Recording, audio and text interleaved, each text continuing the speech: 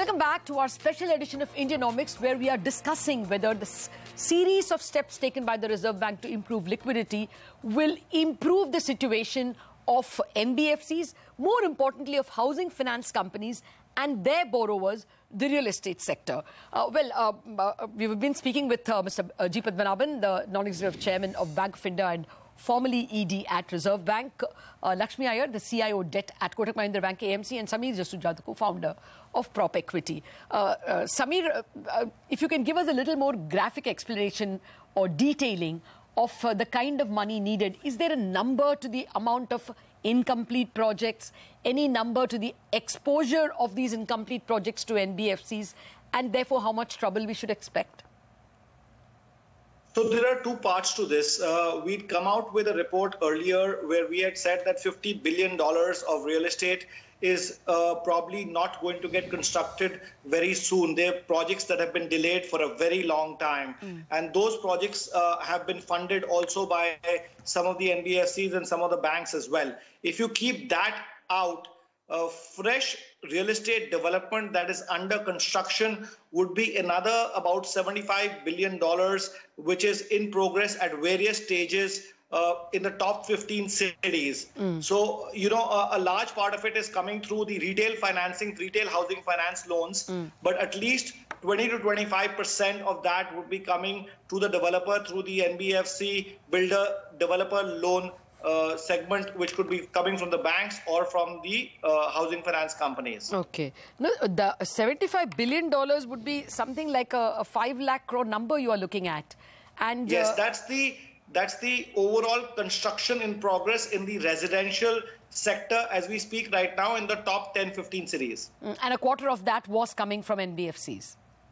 Yes, in form of developer loans. Okay. Now, Lakshmi, with this kind of a picture in, a reasonable amount of granularity that you are getting, how many of the debt funds will be willing to refinance housing finance companies? So, Lata, as I mentioned to you, you see in housing finance companies, 75 to 80% is mortgages, including some self-employed LAPs, and maybe 20 to 25% is developer financing book. I don't deny that there is a little bit of caution, which is right now impending in that particular segment. But if you look at the 75% of the book, it is a fairly decent book. Having said that, I would reiterate that there is a reason to be selective about the NBFC or HFCs that you will lend to.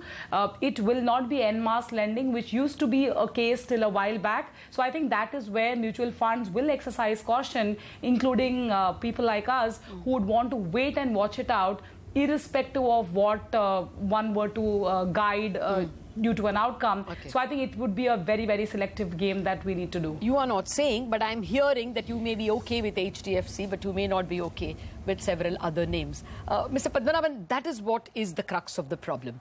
The Reserve Bank has perhaps bought time by giving, showing its indication and willingness to give liquidity. But this is not the final solution. As Samir Jasuja points out, there is a genuine problem of money that will not be available because, the NBFCs don't have the money and banks will be wary of lending to them since they are already coming out of a fairly deep NPA cycle. You know, in the past, for instance, in the US and even in other countries, when did the threat about banks having a big hole go away? When the Fed did a stress test in 2009 May and said that of these 19 banks, so many of them are kosher. I think 11 are kosher and the other require this much amount of capital. Do you think something as drastic as an AQR needs to be done by the Reserve Bank on systemically important HFCs and NBFCs? See, I think the overall supervision over the NBFCs and HFCs, whether we like it or not, is definitely will go up as a result of all these problems that are facing. Now, I think one of the issues that you stopped with just before we went in for the break was that what's a kind of oversight we need to have over their ALM. Now, no, in particular, you know, the NHB has not had a chairman. Absolutely. And if Reserve Bank has to extend a helping hand to housing finance companies, why would it do it if it didn't have supervisory control? So is it, I mean, I'm going drastic over here.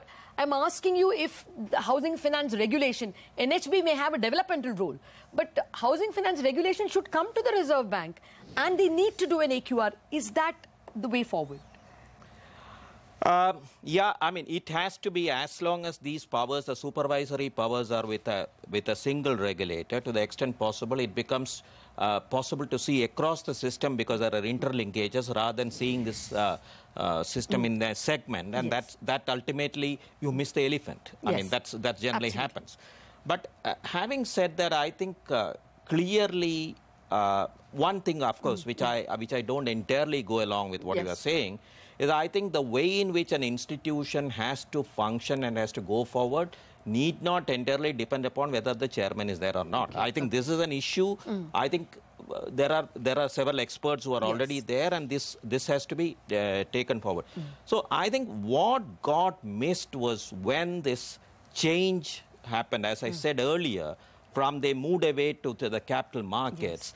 The kind of issues that it could bring about once the sentiment changes, I think in retrospect, all of us missed. Okay. And that's something which I think has to get corrected, whether it is through a stricter ALM which has to be put in place. That again is something which needs to be put in place after considerable amount of discussion, because the kind of issues the NBFCs face are different from what the banks face. So it is just not borrowing the bank model onto the NBFCs. Having said that, it's also important to make sure that today, when there is an issue, the issue does not get bigger than what it is. So when while AQR may be necessary, then you can talk about AQR to several other entities also. So when this AQR has to be done is something that we need to decide. But somewhere, I think there must be better information to the regulators, whether it's a single regulator or multiple regulator, as to what exactly are the kind of risks that are being run. And it has become critical in today's world, because it's an interconnected world. Oh, absolutely. We're out of time, sir, but I think the key takeaways from our panel is that the real estate sector has about 5 lakh crore of under construction. At least 25% of that money was being met by NBFCs, and that money is found wanting. So super tech may not be the last of the worries. There could be a string of worries that will crop up. The debt fund manager quite clear that they will cherry pick the housing finance companies and NBFCs. They will refinance. Banks will do much the same.